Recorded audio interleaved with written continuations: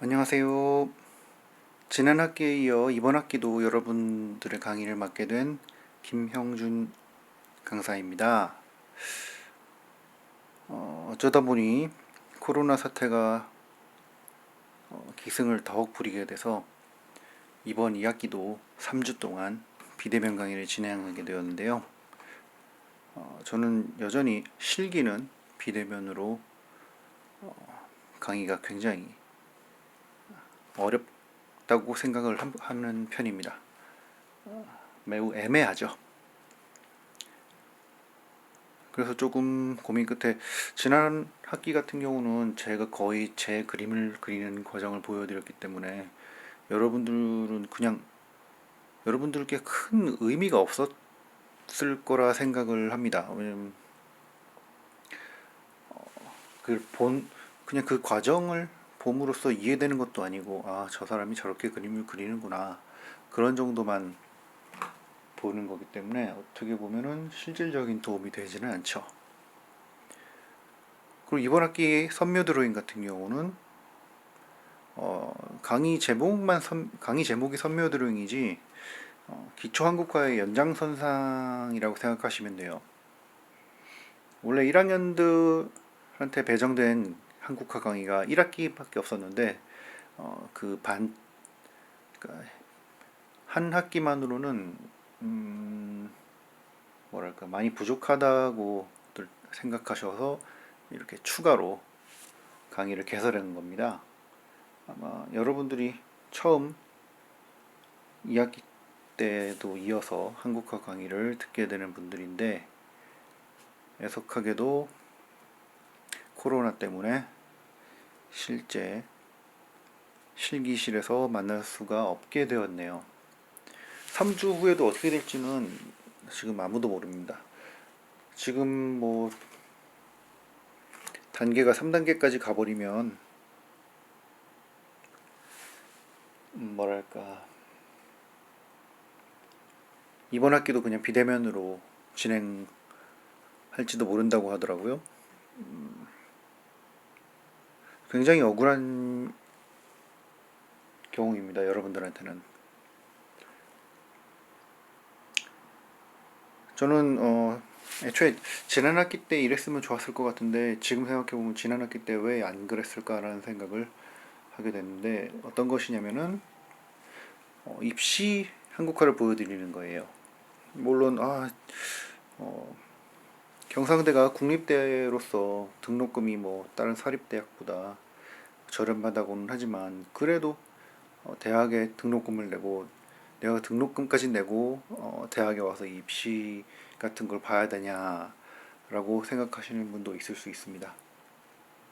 그렇지만 여러분들은 미술교육과에 오신 거고 크게 10년 안에 앞으로 10년 안에도 중등 임용고시의 실기가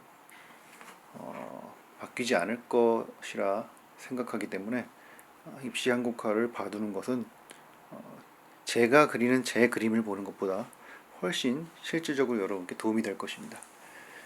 그리고 협소한 공간에서 영상으로 봤을 때 여러분들이 그나마 이건 조금 유익하구나, 약간이나마 유익하구나라고 느낄 수 있는 것이 입시라고 판단했기 때문에 비대면 강의가 진행되는 동안에는 저는 제가 알고 있는 입시의 모든 것을 여러분들께 보여드리기 위해 노력할 것입니다. 우선 지난 학기 때 보여드렸던 선연습부터 시작을 하고 가장 기초가 되는 벽돌, 그 다음에 과일, 꽃 그런 것들을 지나서 캔, 병, 신발, 항아리의 꽃꽂이 같은 약간 구닥다리 같지만 아직까지 여전히 실기시험에 나오고 있는 그런 것들을 보여드리도록 하겠습니다. 이번 시간 안에 다 보여드릴 수 있는 건 아니고요. 여러분들께 내드린 과제가 그러니까 내드린 과제라기보다는 강의계획서에 여러분들께 나갈 과제 그건 이제 비대면 강의를 진행할 수밖에 없기 때문에 그 과제들은 저는 내지 않겠습니다. 대신 여러분들이 집에서 연습할 수 있으면은 꼭 연습을 해보실 것을 권장합니다. 많이 그려야지 늡니다. 자, 중봉 기억하시나요? 붓이 가는 방향대로 수직을 이루고 있으면 됩니다. 저는 왼손잡이이기 때문에 오른쪽에서 왼쪽으로 긋는 것을 어이쿠네 잘합니다.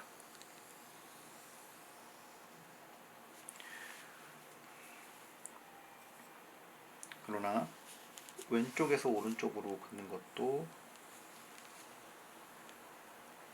잘해야겠죠. 사실 이렇게 멀리 두고 그리면 불편합니다. 이렇게 최대한 가깝게 두고 그어야지 편하게 그을 수 있겠죠. 문진이 없으니까 종이가 약간 말려오는 그 느낌이 드네요. 자, 익숙해지면 이렇게 말을 하면서도 별로 안 삐뚤어지게 선을 그을 수가 있습니다. 아, 자꾸 종이가 말려 따라오네요.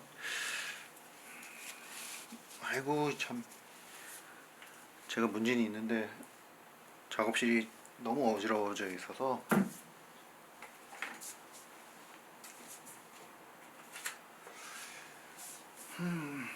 문진이 한 개밖에 없네요.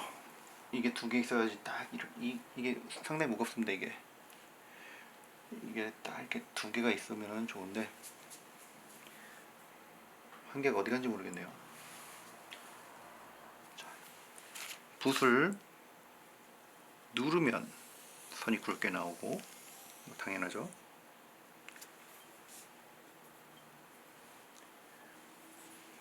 붓을 덜 누르면 선이 가늘게 나오죠. 우선 여러분들은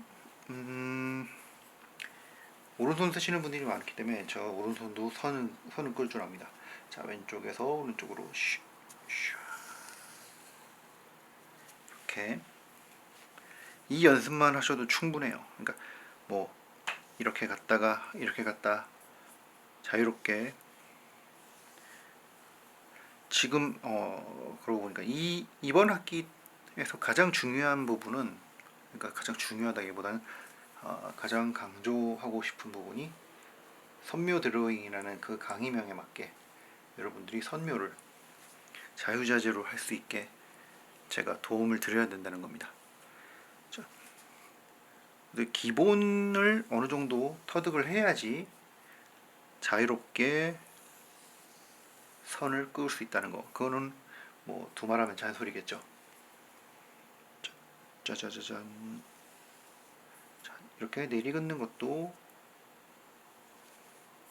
올려 긋는 것도 어느 정도 마음대로 할 수 있어야 됩니다. 자, 붓을 지난 학기 때 보셨던 분들은 다들 보셨겠지만 붓은 어디를 잡아도 상관없습니다. 본인이 편하기만 하면 돼요. 대신에 여기 이 실제의 붓털을 잡지는 마세요. 자, 열심히 꽉꽉 채워 나갑니다.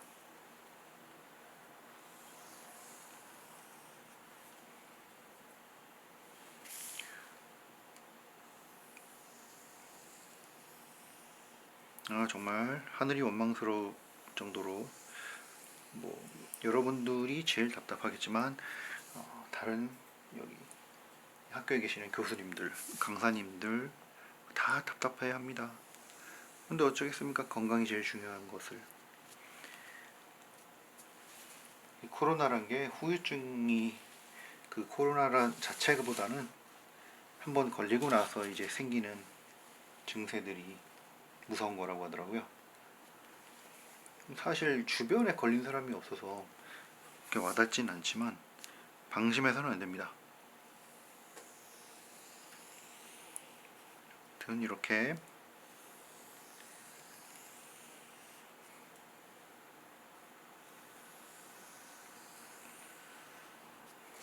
선 긋는 것에 정진을 해서 맞다. 여러분들한테 과제를 안 내주기 때문에 이걸 열심히 보여줄 필요도 없을 수도 있겠네요. 이렇게 남는 틈에도 빽하게 채워서 열심히 선을 그었다라는 마음이 들도록 여러분들이 준비를 해 주셨으면 합니다. 자, 그럼 여기에는 또 간단하게 제가 난초를 보여드리도록 하겠습니다. 난초는 한 폭이라고 해야 되나? 아무튼 한 덩어리가 3개의 선으로 이루어져 있어요. 여러분들은 아주 많이 들어봤을 거예요. 자, 맨 처음에 하나, 그 다음에 둘, 그 다음에 셋. 이게 기본 폭이입니다. 맨 처음에 이게 같죠? 1번. 두 번째가 중간보다 아래 정도를 지나서 뭐 한 3분의 1 정도로 생각하면 됩니다. 그래서 이런 모양을 만드는데 그것을 봉황의 눈이라고 해서 봉한. 그 다음에 세 번째가 그 사이를 뚫고 지나가서 파봉한. 뭐 명칭 전혀 안 중요하고요. 어디 시험에도 안 나옵니다. 들어보신 분도 있을 테고 안 들어보신 분도 있을 겁니다. 아무튼 명칭은 중요하지 않고 이런 게 기본 구성법이다. 그래서 이게 이쪽으로도 할 수가 있고요. 이렇게 자유롭게 구성을 할 수가 있어요.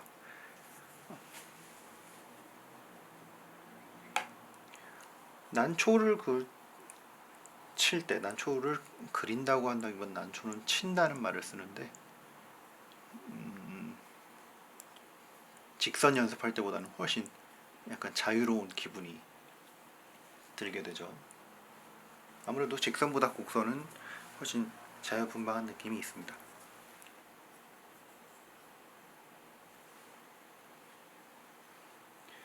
자, 측피를 보여드리겠습니다. 자, 이렇게 가는 방향으로 수직을 이루고 있으면 중봉이에요.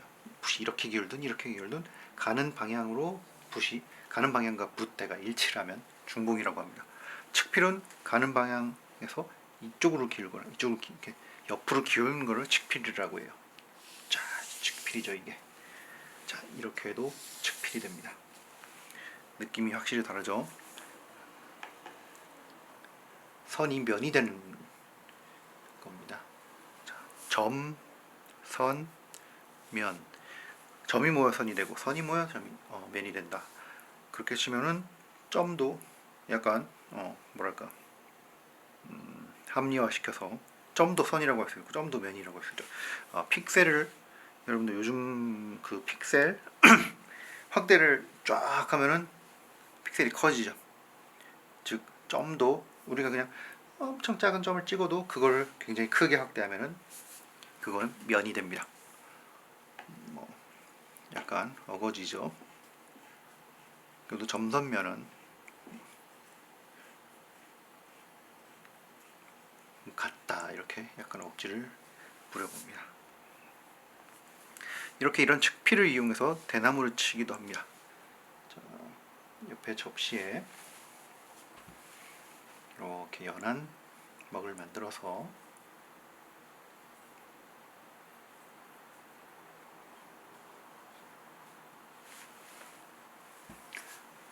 붓을 눕히고 위로 탁 긋고 자 이렇게 여기를 비워두는 게 대나무 마디죠. 그래서 가지를 치고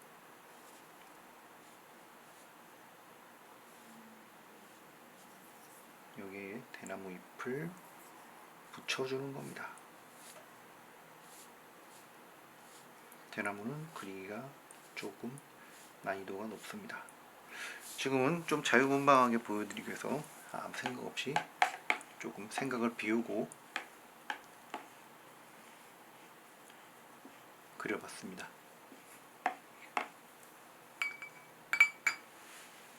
이런 식으로 해서 파지를 만들어 나가는데, 파지가 많이 모여야지, 파지가 모인 만큼 연습을 하게 되는 거겠죠. 김해는 필방이 한 군데밖에 없는 것 같아서 거기서 연습지를 샀더니 진주에 있는 그 필방보다 더 비싸게 주고 샀는데도 좀 종이가 좋지 않네요. 씁쓸합니다.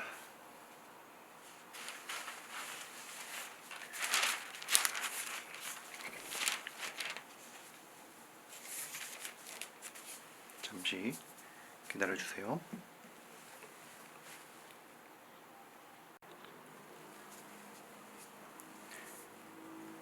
네, 이번엔 카메라 위치를 조금 조정해서 여러분들이 더 잘 볼 수 있게,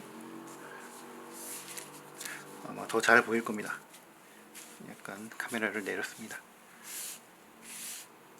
연필은 4B 연필이 가장 적당해요.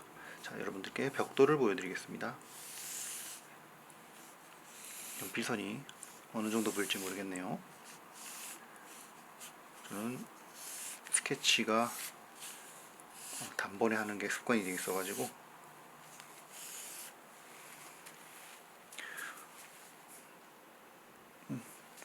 약간 카메라가 못 잡고 있군요.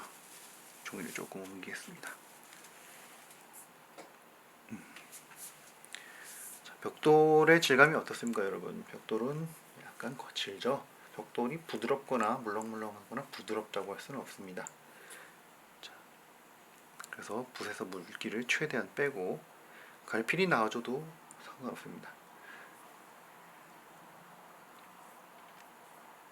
무난하게 선을 긋는다라고 생각하시면 돼요. 푹 젖은 선만 안 나오도록 하면 되고요. 이 동양회화는 특징이 되는 곳을 강조합니다.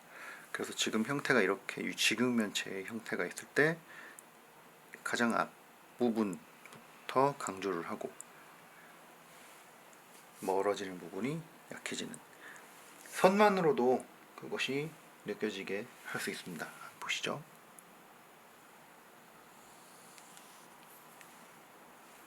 앞에서 뒤로 가는데 벽돌은 뭐 크게 장거리가 아니기 때문에 엄청나게 색을 빼줄 필요는 없습니다. 지금 보시면 세 개의 선이 약간 굵게 잡혔고,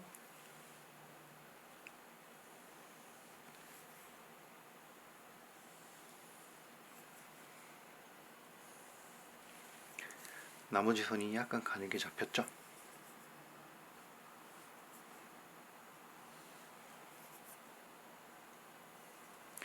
이렇게 선만 봤을 때 어느 부분을 강조해야 되는지가 티가 팍 나게 그려줍니다. 자, 이제 이 면을 채색을 할 건데 벽돌이기 때문에 먹만 씁니다. 자, 보시면 이렇게 여기 맨 앞의 중심을 강조하는 게 보이죠? 그렇게 치면은 여기서 여기까지 풀어지고, 여기서 여기까지 풀어지고, 여기서 여기까지 풀어지는 겁니다. 그럼 붓의 방향은 어떨까요? 붓은 여기가 진하고 여기가 약하기 때문에 붓의 방향이 이렇게 중심을 향하도록만 하고 있으면 자연스럽게 색이 빠지게 돼요. 막 이렇게 칠할 필요가 없죠. 이렇게 한번 백문불여일견 한번 보시죠. 자, 붓에서 농담, 자, 이 진한 부분을 맑게 흐려지는 부분을 담이라고 하잖아요. 그 폭을 매우 좁게 만드는 거예요. 그러니까 1cm 정도, 1cm 정도를 농에서 담까지 나오도록 접시상에서 섞어줍니다. 그 다음에 물기를 최대한 빼고요. 벽돌 같은 경우는 좀 열심히 벽돌을 진지하게 그린다 싶을 땐 3차례까지도 정목법을 사용해요. 처음부터 진하게 안 될 수도 있기 때문에. 자, 보시죠. 짜잔 짜잔, 이렇게 짜잔, 깨작깨작 터치를 넣어줍니다.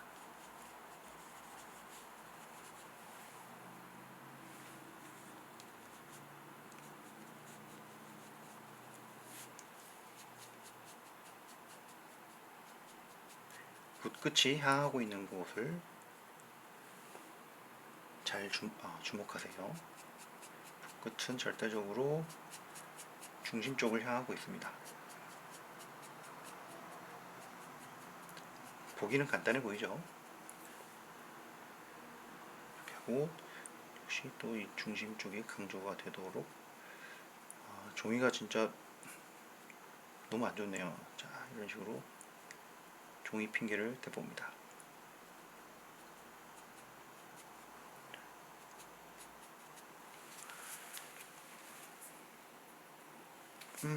여러분들이 보시기에 얼마나 거칠게 느껴지는지 감이 안 오네요. 제가 지금 영상을 보고 있는 게 아니기 때문에.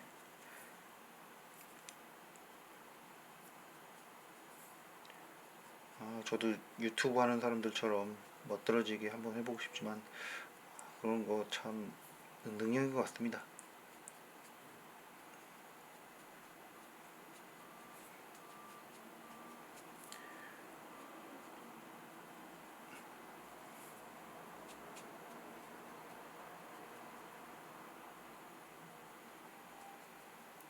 되게 이 터치를 깨작깨작 자잘자잘한 터치를 넣어주면은 그것이 푹 젖어있는 느낌이라 하더라도 거친 느낌을 나오게 할 수 있어요.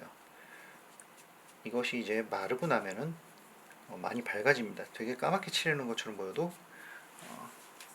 마르고 나면 상당히 더 칠해야 되나 막 그런 생각들 정도로 밝아집니다. 자, 이쪽 할 때는 어때요? 이쪽이 중심이니까 붓이 이렇게 그 중심 쪽을 향해야 되겠죠?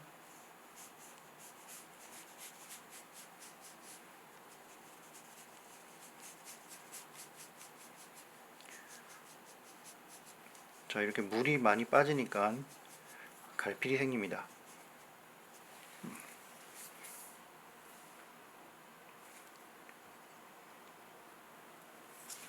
갑자기 1학기 기말고사가 생각이 나네요. 제가 너무 여러분들을 방심시켰는지 생각보다 많이들 틀리시더라고요. 본의 아니게 송구하게 되었습니다.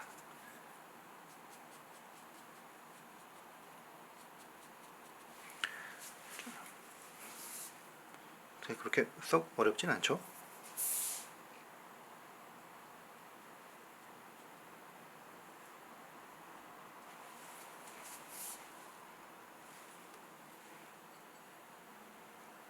역시 이쪽은 이렇게 해서 붓이 이쪽을 향하고 있게 만든 다음에 역시 또 깨작깨작 칠을 해줍니다.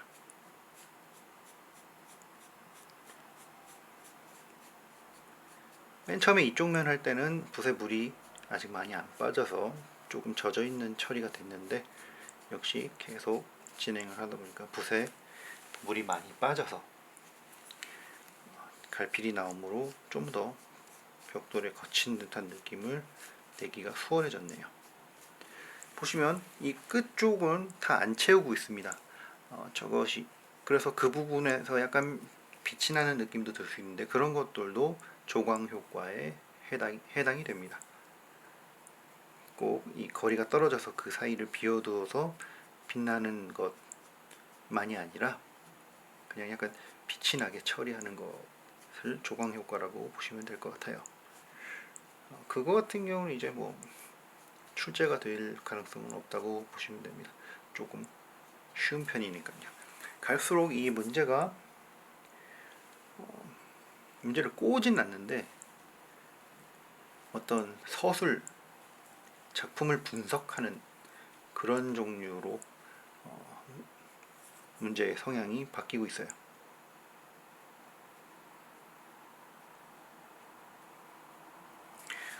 붓에 물을 한번 적셨더니 또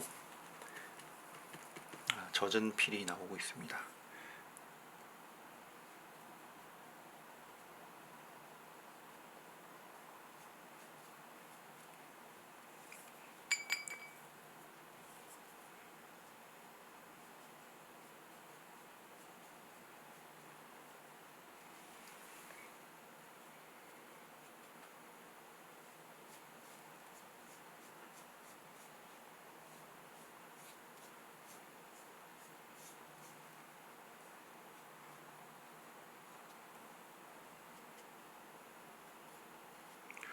저는 2학기 되면은 당연히 여러분들하고 실기실에서 약간 막말로 박 터지게 실기를 할 수 있을 것 같았는데 이렇게 갑자기 또 뭔가 전반기보다 더 기승을 부리는 것 같습니다.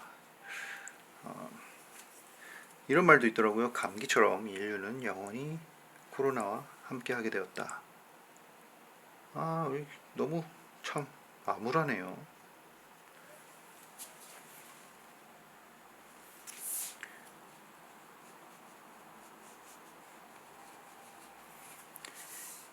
어디 그냥 동네도 맘대로 맘 놓고 못 다니는 이 상황이 진짜 이런 상황이 오게 될 줄 누가 알았겠습니까?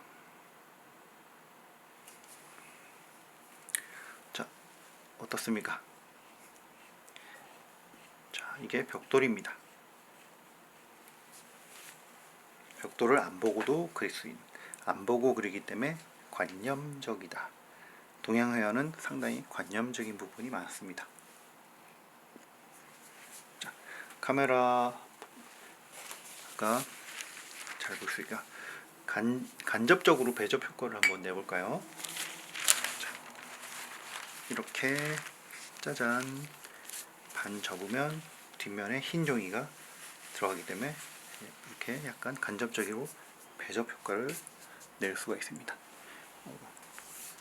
자, 잘 보이시나요? 네, 이렇게 해서 강하게 잡고 빼주고, 강하게 잡고 빼주고, 강하게 잡고 빼주고, 이런 식으로 그려주면 됩니다. 나중에 이거 챙겨가도록 할게요. 자, 이제 벽돌을 봤으니까 오늘은 채색이 아닌 먹 위주로 채본을 보여드리도록 하겠습니다. 잠시 또 멈췄다가 이어가겠습니다.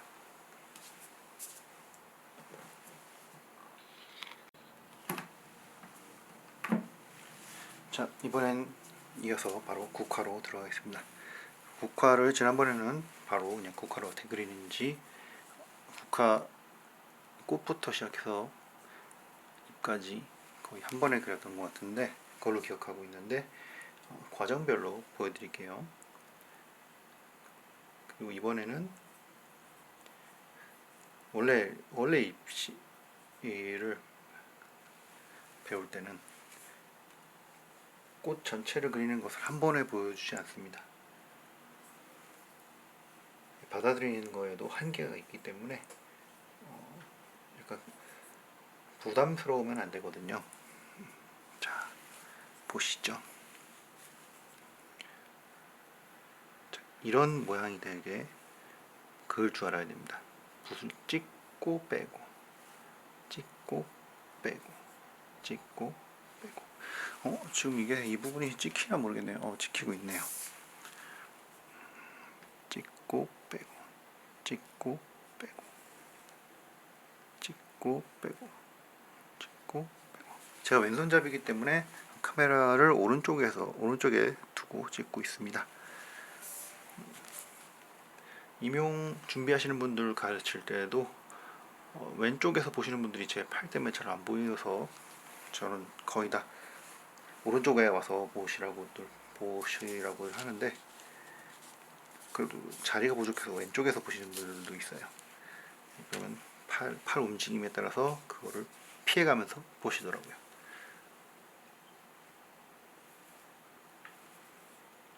이렇게 한 단계 갔고요. 두 번째,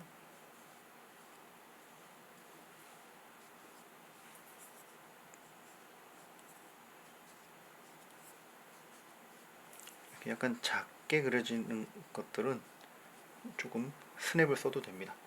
자, 두 번째 단계가 이어질 때는 이 끝에서 있는 게 아니고 이렇게 약간 겹쳐지게 그어줍니다. 겹쳐지게 그어줘야지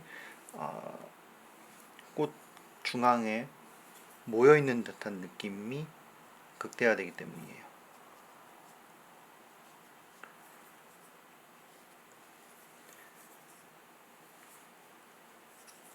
집중 효과라고 하죠.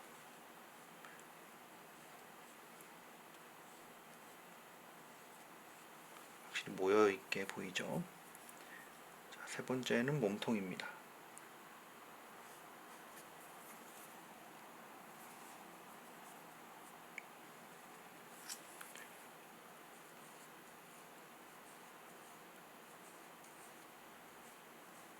조금 머나?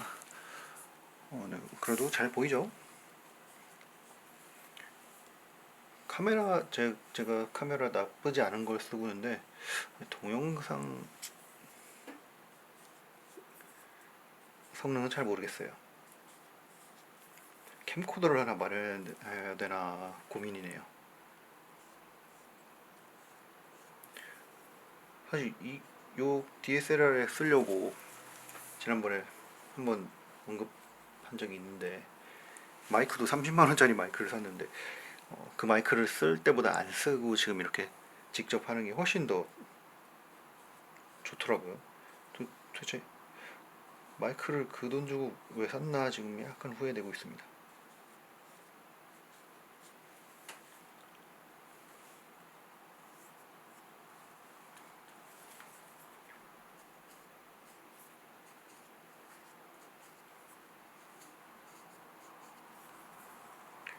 카메라 같은 영상 그런 장비는 한 번이라도 썼으면 중고로 팔기도 아까운 가격이 형성되기 때문에 조금 많이 억울하네요. 어떻게 제가 잘 못 써서 그런 거겠죠.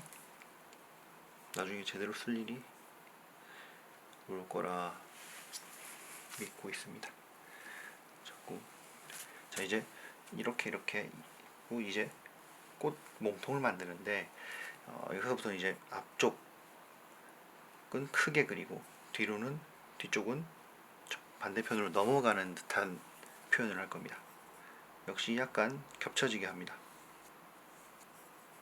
그리고 조금 거리를 띄어서 두고 그 사이에 넣는 식으로. 그 다음에 한 가닥 그려도 촘촘이기 때문에 어느 정도 간격을 두고 그 사이를 메꾸는 식으로 해줬을 때 좀 더 수월하게 그려집니다. 여기 보이시죠? 이렇게 뒤로 넘어간 듯이 그려줍니다.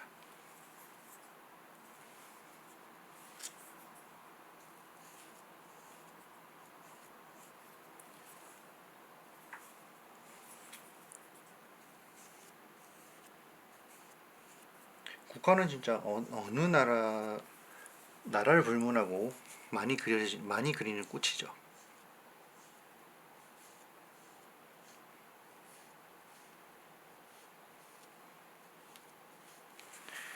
자, 이렇게 해서 이 몸통을 그렸습니다. 자, 이제 날개까지 그려서 꽃 하나의 끝을 보도록 하죠.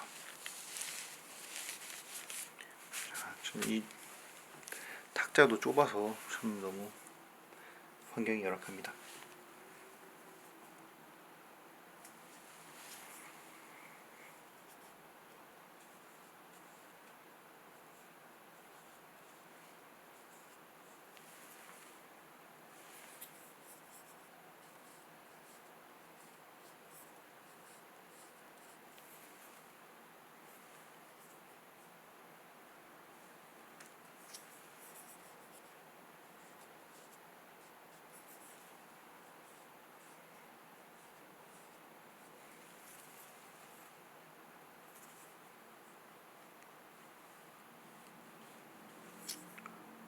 집중하다 보니까 말이 없어졌는데 양해 좀 부탁드립니다.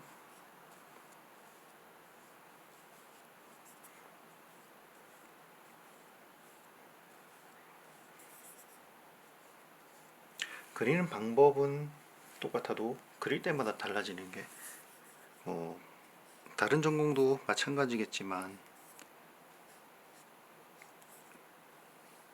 한국화는 그게 좀 많이 두드러집니다. 컨디션의 영향도 상당히 많이 받고요.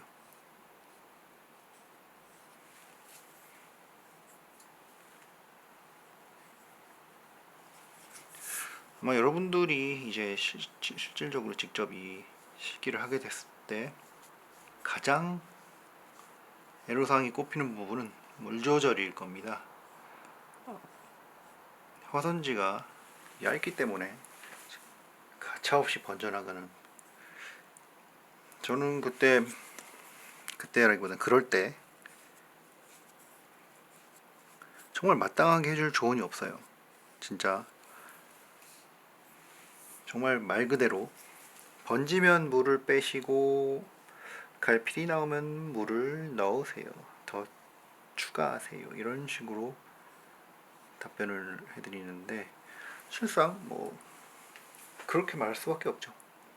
자, 이렇게 해서 이 과정까지 왔는데 이제 날개를 붙입니다. 날개를 붙이는 거는 초반에는 이 테두리를 감싸는 느낌. 역시나 저쪽에는 약간 더 펴고 먼 쪽은 이 몸통이 이렇게 넘어가 있으니까 이제는 약간 펴지는 듯한 모습을 보여줘야 되거든요. 자, 앞쪽에서는 조금 감싸는 녀석을 붙입니다. 이렇게 감싸는 듯이. 또 역시 간격을 약간씩 띄우고 가고 있죠.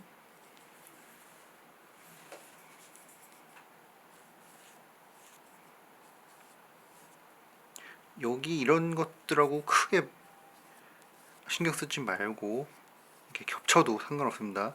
오히려 약간 떨어져서 겹치면 안 돼 하는 마음으로 그으면은 굉장히 이 덩어리가 깨지고 툭 막 이렇게 후 불면 날아갈 것 같은 약한 그림이 돼버려요.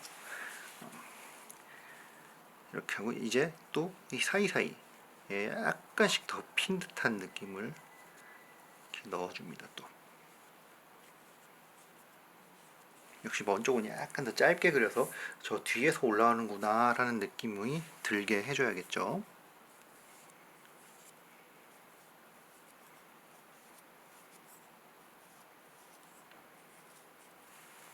자, 이번에는 이제 좀 더 편 것을 그립니다. 확실하게 닿도록.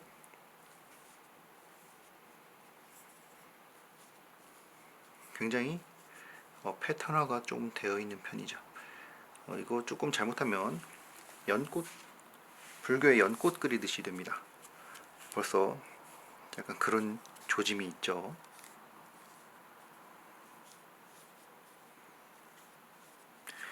지금 잘 보이고 있나? 아이고, 제가 너무 약간 여러분들의 시선을 신경을 안 쓰고 그리고 있는 것 같은 느낌이 살짝 드네요. 자, 지금 이제까지는 이렇게 된 것만 했으니까 약간 처진 듯한 녀석 이파리를 추가합니다.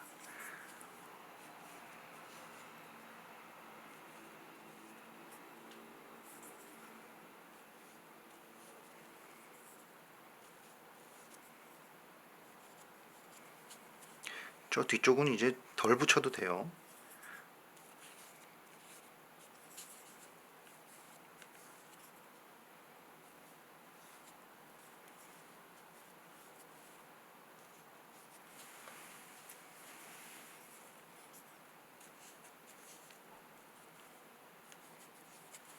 이렇게 해서 하나의 꽃이 그려지도록 과정을 보여드렸습니다.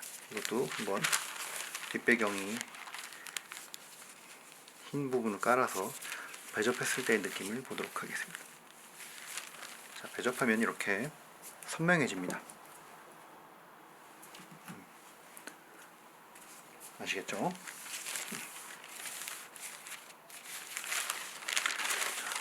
국화의 과정을 보았습니다. 또 잠시 쉬었다 가겠습니다.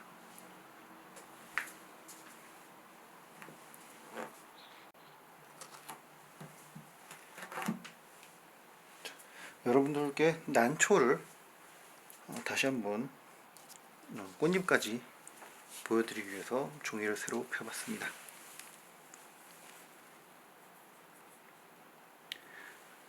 난을 칠 때는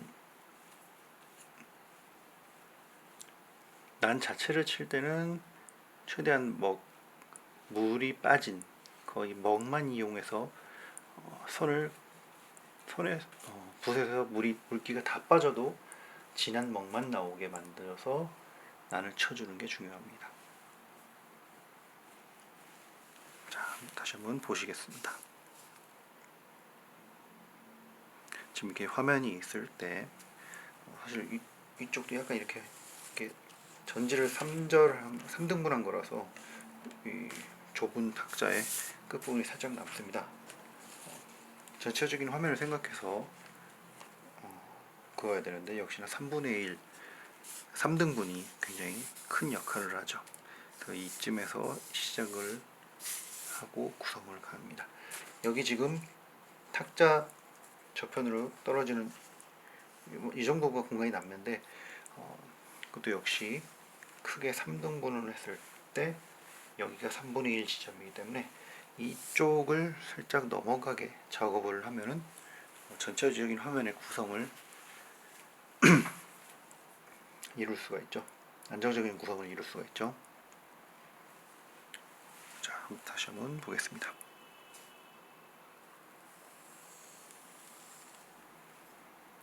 이렇게 끝에서 붓을 살짝 들어주면 저렇게 뾰족하게 끝날 수 있습니다.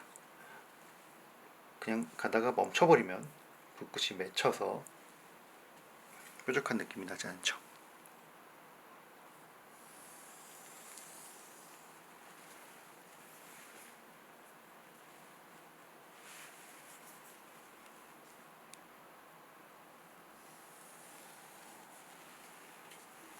이게 기본적인 구성이고요.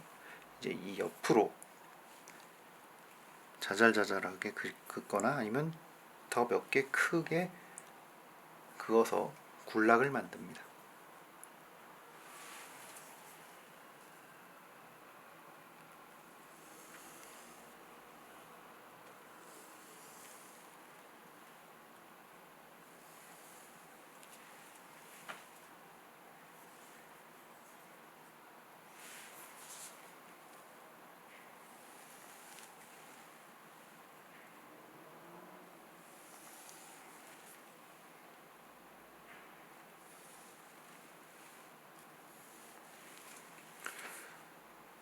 여러분들 익히 알고 계시는 흥선대원군 호가 석파 이름이 이하응이죠.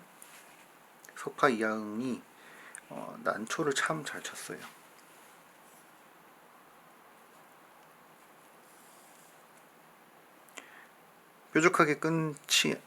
뾰족하지 않게 이렇게 맺는 것들은 난초가 끊어지는 것들을 표현하는 겁니다.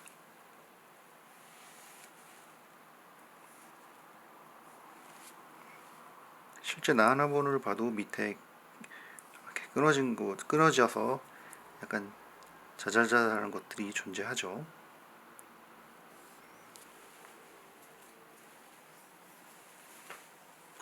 이렇게 어느 정도 군락을 이루도록 했고요.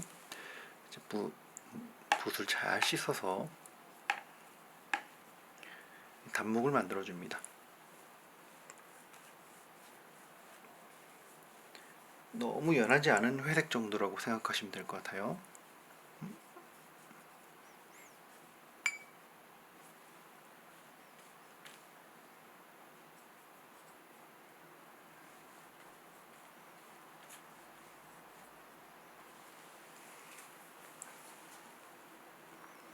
이제 꽃이 들어갈 부분을 상정해 주는데 한 요쯤에다가 달아주겠습니다.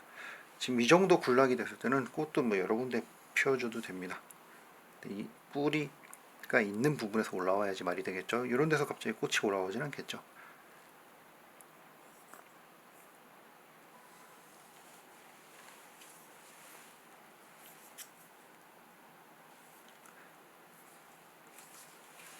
이 난초를 칠 때 쓰이는 게 몰골법이라고 보시면 되겠습니다. 선이라서 그룹법으로 볼 수도 있겠지만, 기본적으로 이건 그냥 난 자체를 선을 그어서 그걸 채색하는 게 아니기 때문에 몰골법으로 보는 게 맞습니다.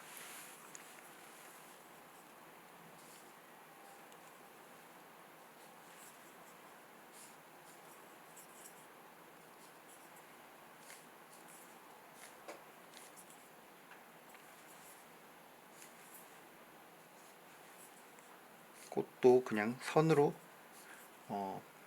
자세하게 선으로 꽃을 그린 다음에 채색을 하는 게 아니기 때문에 확실히 그룹법으로 보는 게 타당하겠죠. 아니, 몰골법으로 보는 것이 타당하겠죠.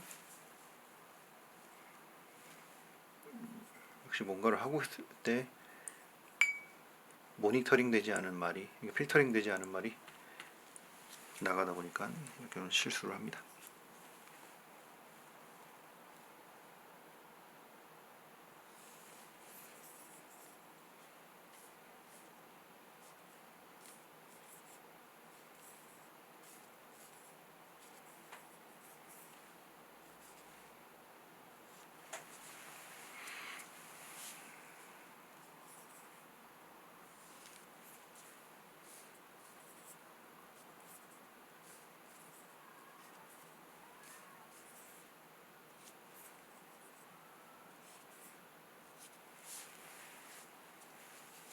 좀 생각보다 꽃을 많이 그렸습니다. 이쪽에도 그려주고 싶네요.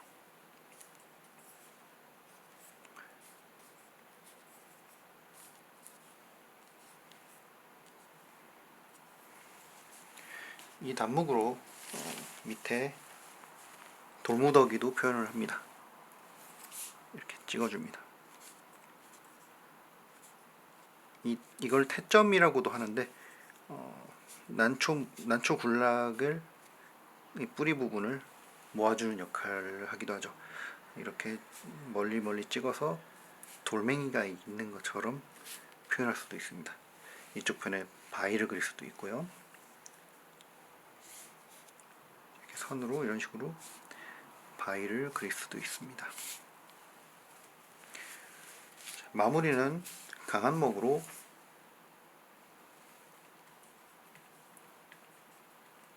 난꽃의 수술을 찍어주면 되는데요.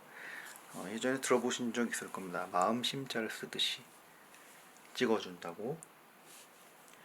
이게 잎이 안 피는 이런 봉오리 상태에 있는 점을 한 번 아니면 두 번 정도만 찍으면 됩니다. 그 다음에 이 정도 잎이 폈을 때는 짜잔 이렇게 이어지듯이 찍어주면 돼요.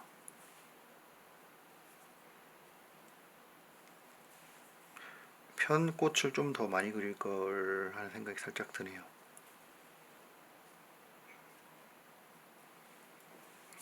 그다음에 이쪽 돌무더기에도 강한 목의 태점을 좀 찍어주면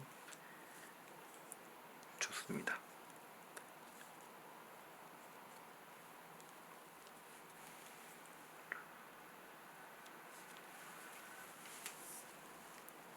사군자 중에서 난이 특히나 거의 선으로 이루어져 있기 때문에 선묘에 난이 빠질 수는 없습니다.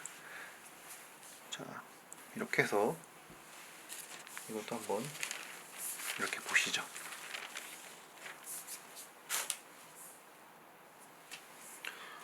조금 정리되지 못한 느낌이 있지만 이런 식으로 난을 그리는 겁니다. 예전에는 이렇게 하나의 완성된 난을 과제로 일주일에 한 40-50장씩 내주는 분들이 많았어요. 굉장히 뭐랄까 구닥다리 과제이죠. 이렇게 물량으로 승부하는 과제는 저도 뭐 그런 생각이 없는 건 아닙니다만, 저런 난초를 치는 걸 과제로 주고 싶진 않습니다. 제가 대학생 때 싫어했던 것을 여러분들한테, 제가 앞으로 내가 내가 가르칠 그 누가 되더라도 내가 배울 때 싫었던 것은 시키지 않겠다라는 생각이 좀 있어요. 대신에 실질적으로 여러분들한테 도움이 되는 것들, 그런 것들은 물량 공세를 해드릴 필요가 있죠. 과제로. 그것이 무엇이 될지는 아직 감이 잡히질 않네요. 자, 좀 더 잠시 쉬었다 가겠습니다.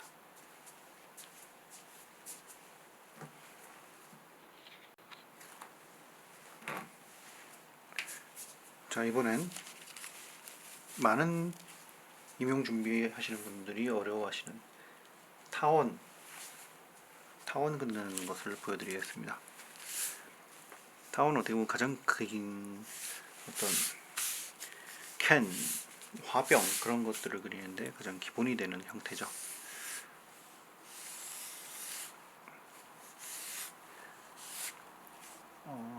저는 이렇게 그리는 것이 익숙한데 익숙하지 않은 분들은 손에 힘을 뺀 다음에, 그러니까 전체적으로 이 힘을 빼고 연필을 가볍게 쥐고 이렇게 돌리든 이렇게 돌리든 그 형태가 바르다고 느껴질 때 멈추고 약간 알아볼 수 있게 그 부분만 살짝 진하게 만들어주면은 편하게 그려져요. 이렇게 십자를 해놓고 축축축축 이렇게 칙칙칙칙 이렇게 잡는 것보다는 이게 훨씬 수월하게 잡을 수 있습니다. 동양화에서는 투시를 많이 주지 않습니다. 물론 입시에만 해당하는 이야기일 수도 있긴 한데 대체적으로 여러분들이 전통 옛 고화들 같은 거 보시면 찾아보시면 투시가 그렇게 심하게 된 것을 보실 일이 없어요. 이렇게 기본적인 원기둥을 한번 선으로 보여드리고 이번엔 부드럽게 면을 채우는 것을 보여드리겠습니다.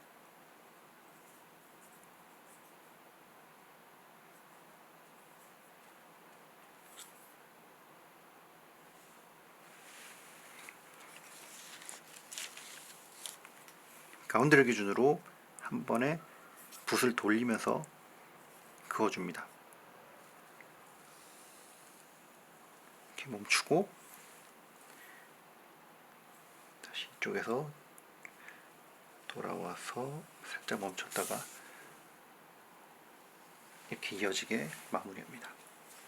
근데요, 굵고 가늘고 그래서 앞뒤 차이가 느껴지게. 물론 농담까지 나오면은 금상첨화겠지만 손의 굵기만으로 차이를 주는 것도 여기 감지덕지란 말은 약간 부정적이니까 이렇게 색이 선의 굵기만으로도 앞뒤를 표현해줘도 충분합니다. 욕심을 낼 필요가 없어요. 자, 이제 위에서 내려오는 선을 긋는데 문진이 없으면 딸려가기 때문에 조심해야 됩니다. 이렇게 머리 씻고 그래서 마무리 짓는데 제가 약간 뭐랄까 마음이 흔들렸나 봅니다. 이 안으로 살짝 홀쭉해졌네요. 홀쭉해지고 싶은 마음이 반영된 것이라 합리화를 해봅니다. 자, 이제 이것도 약간 아까 흰 벽돌 하듯이 거칠게 하진 않고 부드럽게 한번 이 면을 채워보도록 하겠습니다. 이때는 물이 너무 없으면 안 돼요. 번지지 않을 정도로만 물을 만들어 놓고 이때는 붓의 터치가 되게 중요합니다. 요 부분이 중심이기 때문에 붓을 잘 돌려줘야 돼요. 중심을 기준으로 중심을 축을 잡고요. 이렇게 돌려주면서 내려옵니다.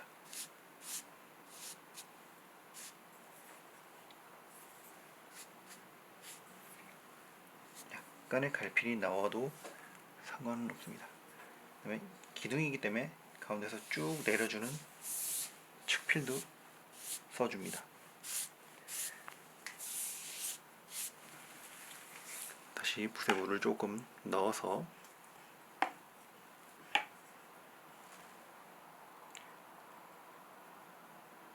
여기 연결될 정도의 색을 만들고 또 이어서 채워나갑니다.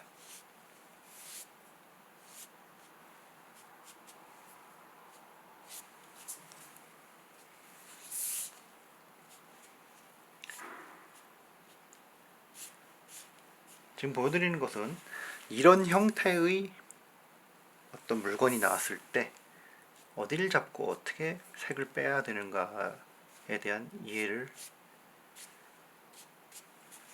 쉽게 할 수 있게 보여드리는 겁니다. 이것을 살짝 들어서 비추어 보면은 영상에서 카메라라서 지금 영상에서 어떻게 보일지 모르겠지만 살짝 들어서 빛에 비춰 보면은 어떤 식으로 지금 칠해지고 있는지를 알 수가 있어요. 어디가 좀 덜 칠해지는지 그런 것들. 조미가 얇기 때문에 그렇게 해봐야지 보입니다. 켄트지는 굳이 그럴 필요 없이 눈으로 구분이 가죠.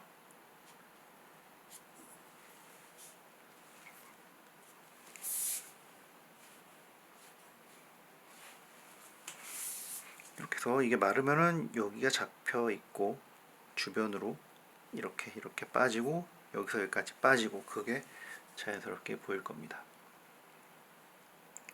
자, 윗면도 어때요? 여기서부터 이렇게 해가지고 이렇게 색을 저 뒤로 갈 때까지 색을 빼면 되겠죠. 역시나 붓을 날렵하게 돌려주는 게 중요합니다.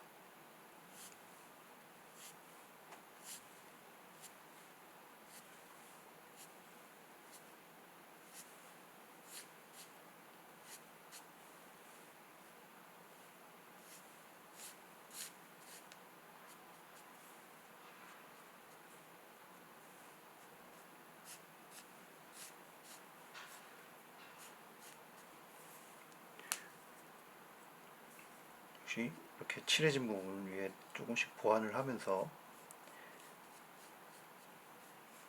마무리를 하면 되는데요. 우선 이거는 이런 형태의 정물이 나왔을 때 어떤 식으로 칠을 할 것인가에 대한 이해도를 드리기 위해 하는 거기 때문에 이렇게 하는 것을 따로 연습할 필요는 없어요. 자, 마르기 전에 이걸 역시 뒤에 대접한 것처럼 보이게 나머지 반쪽을 보여드리면 이렇게 접어서 보여드리면 자, 말랐을 때 이런 느낌이 드는 겁니다. 잘 보입니까? 자, 말랐을 때 이런 느낌이 드는 거예요. 이렇게 여기가 가운데로 몰리고 이쪽이 위고 그러니까 여기 잡히고 빠지고 양쪽으로 빠지고 이런 식으로 채색을 하는 겁니다. 이렇게 원기둥을 만들어 놨고요. 의도찮게 굉장히 가운데 그러네요. 이 뒤로 뭔가가 지나간다. 제가 간단하게 그냥 육면체, 직육면체를 뒤로 지나가게 해보겠습니다.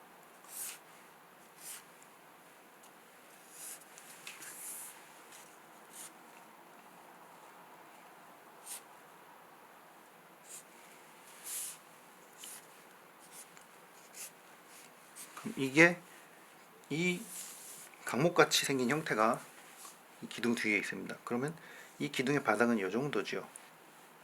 바닥 이 미면이 밑에도 있다고 존재하면은 가정하면 이 바닥의 끝은 요즘일 겁니다. 그것보다 이 강목이 약간 거리가 있죠. 이 정도 거리를 두고 있죠. 이 기둥 뒤에 있기 때문에 이 강목 형태가 갖는 선은 여기서 싹 다 사라져야 됩니다. 이쪽도 마찬가지입니다. 그런 식으로 물건과 물건 사이의 거리를 둘 때 그 부분을 비워둬야 됩니다. 대기원근, 공기원근이라고도 하는데, 이것을 여기서 딱 닿게 해버리면은 이게 거리가 떨어져 있는 게 아니고 붙어 있는 게 돼버립니다. 말이 안 되게 돼요. 그것이 일단 동양 헤어가 갖는 가장 기본적인 부분입니다. 한번 보시겠습니다.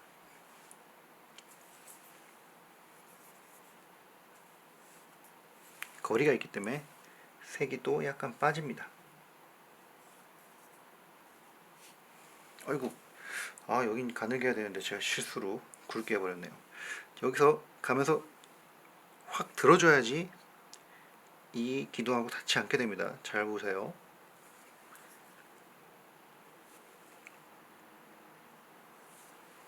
여긴 조금 일찍 뺐는데 더 다시 그으면은 여기 닿게 될 위험이 있기 때문에 이 정도에서 끝내시면 됩니다. 자, 그리고 뒤는 확실히 거리가 상당히 있죠. 이쪽 바닥면하고 이쪽하고 거리가 상당히 있죠. 그렇기 때문에 색을 많이 뺍니다.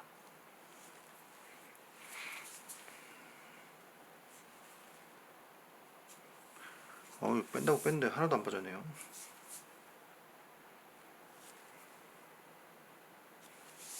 자, 이렇게 해서 여기 조금 단 것처럼 보이지만 닿아버렸네요. 네, 좀 나중에 더 잘 해보겠습니다. 이것도 아까 벽돌처럼 칠을 하는데 역시 여기 이렇게 사라지듯이 한 것처럼 색도 마찬가지예요.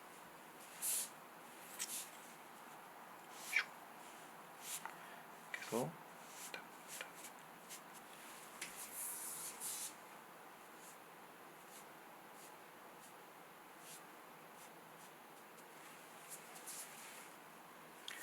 뒤에 있기 때문에 약간 거리가 있기 때문에 조금 더 소홀하게 표현해 준다라고 보셔도 될 것 같아요.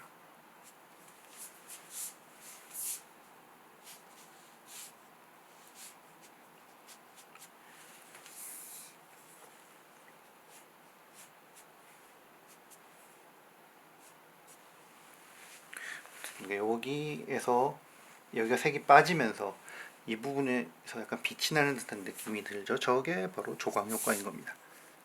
여기는 이쪽이 앞이지만 이쪽을 빼야 되기 때문에 이 끝에서 부득이하게 와줍니다.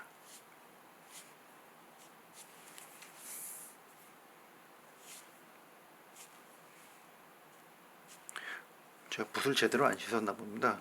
제 먹이 굉장히 진하게 잡혀 나오네요.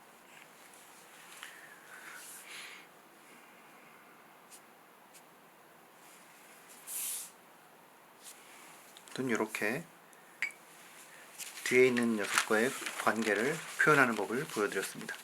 이것도 한번 이렇게 해서 보시면 좀 더 이해가 되실 겁니다. 어떤가요? 이쪽 기둥 뒷면, 기둥 뒤에 빛나 보이게 그 부분이 색이 빠졌기 때문에 빛나 보이죠. 자, 저런 식으로 물건과 물건, 대상과 대상 사이의 거리감 표현은 이런 식으로 하는 것이다. 이해되죠? 명암법이 아닙니다. 이런 것을 요철법이라고 합니다. 튀어나온 곳은 잡아줘, 강조하고, 들어간 곳은 풀고.